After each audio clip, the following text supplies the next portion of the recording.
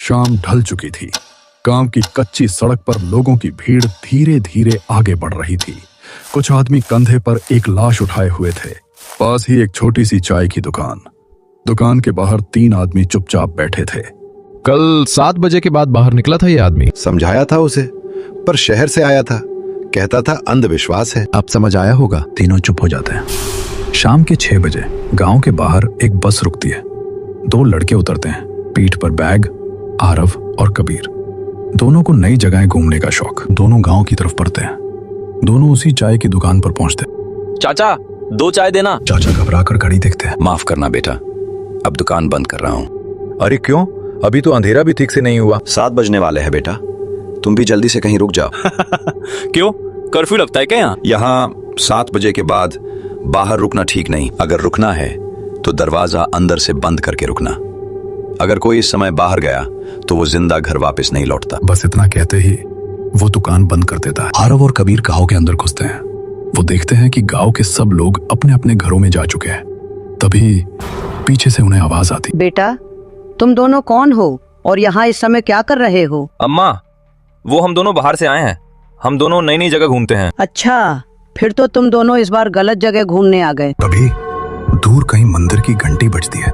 7 बजने वाले हैं, सब अपने अपने घरों को चले जाए। 7 बजने वाले हैं। 7 बजने वाले हैं, जल्दी मेरे साथ आओ। गांव की सारी खिड़कियां एक एक करके बंद होने लगती हैं। दरवाजे बंद, सड़क खाली। घड़ी की सुई 7 पर पहुंचती है और उसी पल पूरा गांव अचानक असामान्य रूप से शांत हो जाता है। घर के अंदर हल्की सी रोशनी, बाहर हवा की आवाज तेज हो रही है। अम्मा, ये सब क्या है? सब लोग ऐसे क्यों भाग रहे थे? और ये 7 बजे का क्या ड्रामा है? बेटा, 7 बजे के बाद वो आती है। चेहरा बदलकर, आवाज बदलकर वो तुम्हें बुलाती है। अगर तुम बाहर निकल गए या दरवाजा खोल दिया तो वो तुम्हें अपने साथ ले जाती है।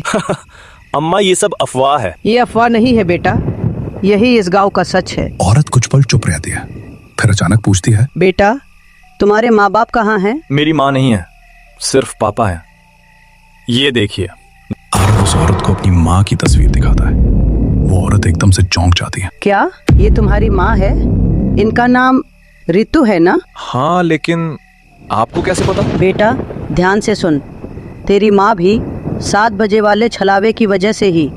तुम समझ रहे हो ना मैं क्या कहना चाह रही हूँ? आरव खड़ा हो जाता है। क्या मतलब? वो तुरंत अपने पिता को फोन मिलाता है। फोन उठता है। पापा, सच सच बताइए, माँ को क्या हुआ था? बेटा, मैंने बताया था, उन्हें हार्ट अटैक आया था। मुझे झूठ मत बोलिए, मैं इस समय खांडवा गांव में हूँ। पापा, आपने मुझसे इतनी बड़ी बात क्यों छुपाई? मैं नहीं चाहता था कि तू उस गांव के बारे में जाने या कभी वहां जाए। तू तुरंत वापस आ जा, वहां सुरक्षित नहीं है। नहीं, अब मैं पूरा सच जानकर ही लौटूंगा। आरव वापस औरत के पास आता है। अम्मा, मेरी माँ को क्या हुआ था? मुझे सब जानना है। इस बारे में हम कल बात करेंगे। अभी चुपचाप सो जाओ और याद रखना, गलती से भी दरवाजा या खिड़की मत खोलना, चाहे कोई भी आवाज आए। बुजुर्ग औरत अपने कमरे में चली जाती है। आरव और कबीर भी सोने चले जाते हैं। रात के 1 बजे अचानक धीमी आवाज। आरव, आरव बेटा। आरव का गला सूख जाता है।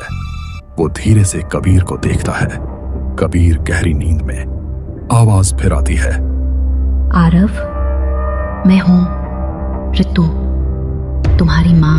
आरव धीरे से उठता है, दूसरे कमरे में जाता है, खिड़की के पास खड़ा होता है। बाहर अंधेरा और घर के बाहर साड़ी में एक औरत खड़ी है। माँ, आप जिंदा हो? हाँ बेटा, मैं जिंदा हूँ, बस बाहर आ जाओ, मुझे बहुत डर लग रहा है। माँ रुको, मैं आ रहा हूँ। वो दरवाजे की तरफ बढ़ता है, तभी पीछे से तेज आवाज।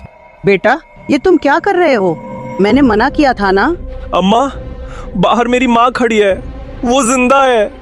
अरे बेवकूफ, वो तेरी माँ नहीं है। आरव बेटा, इस औरत की बात मत सुनो। बेटा, वो अंदर नहीं आ सकती, इसीलिए तुझे बाहर बुला रही है। अचानक आरव की माँ बिना कुछ बोले वहाँ से जंगल की तरफ चल देती है और आरव चुपचाप उसे देखते रह जाता है। अम्मा, आपने ऐसा क्यों किया? वो मेरी माँ थी। बेटा, तेरी माँ जिंदा नहीं है, उसने तेरी माँ का चेहरा धारण किया है। वो तुझे बाहर ले जाना चाहती है। अब चुपचाप अपने कमरे में जा और सो जा। आरव नाराज होकर तेज कदमों से कमरे में चला जाता है। आरव खड़ा खड़ा अपनी माँ के बारे में सोच रहा है। उसके हाथ कांप रहे हैं। वो मेरी माँ ही थी। इतनी रात को वो अकेली बाहर है। अगर उन्हें कुछ हो गया तो मैं यहाँ और नहीं रुक सकता। वो दरवाजे की तरफ देखता है, कुछ पल सोचता है, फिर धीरे धीरे दरवाजा खोलता है। कबीर अब भी सो रहा है। दरवाजा बिना आवाज किए खुल जाता है। बाहर पूरा गांव असामान्य रूप से शांत। न कुत्तों की भौंक, न हवा की तेज आवाज, बस खाली सड़क। आरव धीरे धीरे बाहर कदम रखता है। उसके पैरों की आहट खुद उसे डराने लगती है। वो चारों तरफ देखता है। माँ? कोई जवाब नहीं। दूर जंगल की तरफ साड़ी की हल्की झलक दिखाई देती है। आरव की धड़कन तेज। वो तेज कदमों से जंगल की ओर बढ़ने लगता है। पेड़ों की परछाइयां अजीब आकार लेने लगती हैं। टहनियां अपने आप हिलती हैं। आरव रुकता है। उसे फिर वही आवाज सुनाई देती है। आरव, इधर आओ बेटा। आवाज अब और भी अंदर से आ रही है, जंगल के बीच से। आरव बिना सोचे उस दिशा में बढ़ जाता है। आरव जंगल के बिल्कुल बीच आकर रुक जाता है। चारों तरफ घना अंधेरा। अचानक वो जो देखता है उसकी रूह कांप उठती है। उधर घर में कबीर की अचानक नींद खुल जाती है। वो नजर मोड़ता है, फिर अचानक बैठ जाता है। आरव का बिस्तर खाली। कबीर घबरा कर उठता है। आरव? वो तुरंत बुजुर्ग औरत के कमरे की तरफ भागता है। अम्मा, अम्मा, आरव कमरे में नहीं है। मैंने उसे मना किया था, लगता है वो नहीं माना। अम्मा, हमें उसे बचाने के लिए बाहर जाना चाहिए। चलो जल्दी। नहीं, अब हम कुछ नहीं कर सकते। अगर हम बाहर गए तो हम भी नहीं बचेंगे। अब सुबह होने तक रुक जाओ। और वहां आरव ने देखा कि बहुत सारी अजीब अजीब आकृतियां एक घेरा बनाकर खड़ी थीं। किसी का चेहरा टेढ़ा, किसी की गर्दन असामान्य। तभी एक एक करके उनकी गर्दन धीरे धीरे आरव की तरफ घूमती है। उनकी नजर सीधे उस पर टिक जाती है। आरव का गला सूख जाता है। वो तुरंत पास की झाड़ी के पीछे चुपचाप बैठ जाता है। आरव झाड़ी के पीछे कांप रहा है। अचानक उसे एहसास होता है कि कोई उसके बिल्कुल पास खड़ा है। वो धीरे धीरे अपना सिर घुमाता है। उसके ठीक बगल में लाल आंखों वाली एक पिशाचिनी खड़ी है। उसका चेहरा आरव के चेहरे से सिर्फ कुछ इंच दूर। आरव की सांस रुक जाती है। पिशाचिनी हल्की मुस्कुराती है। तभी बाकी सारी आकृतियां एक साथ चीखती हैं। आरव घबराकर तेजी से भागता है। जंगल में अंधाधुंध दौड़, पीछे तेज कदमों की आवाज। कुछ दूर जाते ही उसका पैर गीली मिट्टी पर फिसल जाता है। वो जमीन पर गिरता है। उसका सिर पत्थर से टकराता है। सब कुछ धीरे धीरे धुंधला पड़ने लगता है।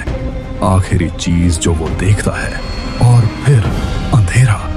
आरव बेहोश हो जाता है। धीरे धीरे आसमान का रंग बदलने लगता है। काली रात अब नीली पड़ रही है। पंछियों की हल्की आवाजें। कबीर पूरी रात जागता रहा है। दरवाजे के बाहर हल्की रोशनी दिखती है। कबीर तुरंत उठता है। अम्मा, सुबह हो गई। अब तो चलो, हमें आरव को ढूंढना होगा। हाँ, अब चल सकते हैं, लेकिन जो देखोगे उसके लिए खुद को मजबूत रखना। कबीर का दिल और जोर से धड़कने लगता है। सुबह की हल्की धूप जंगल के किनारों को छू रही है, लेकिन अंदर अब भी सन्नाटा। कबीर और अम्मा धीरे धीरे जंगल के अंदर बढ़ते हैं। आरव भाई, कहाँ है तू? कोई जवाब नहीं आता। अचानक अम्मा रुक जाती है। उसकी नजर एक बड़े पेड़ पर टिक जाती है। कबीर भी धीरे से देखता है और उसकी सांस अटक जाती है। पेड़ की मोटी शाखा पर आरव की लाश लटक रही है। उसका शरीर बिल्कुल शांत, चेहरा फीका, आंखें आधी खुली हुई। कबीर के हाथ कांपने लगते हैं। आरव, ये तूने क्या किया? अम्मा ने तुझे मना किया था ना, क्यों नहीं माना तूने? अम्मा कबीर को वहां से अपने घर ले जाती है और उसे अपने घर जाने के लिए कहती है। कबीर उनकी बात सुनकर उसी दिन बस पकड़कर वापस चला जाता है। बस उस दिन के बाद उस खांडवा गांव में कोई भी नया आदमी नहीं आया, क्योंकि अब उस गांव को श्रापित गांव के नाम से जाना जाने लगा था।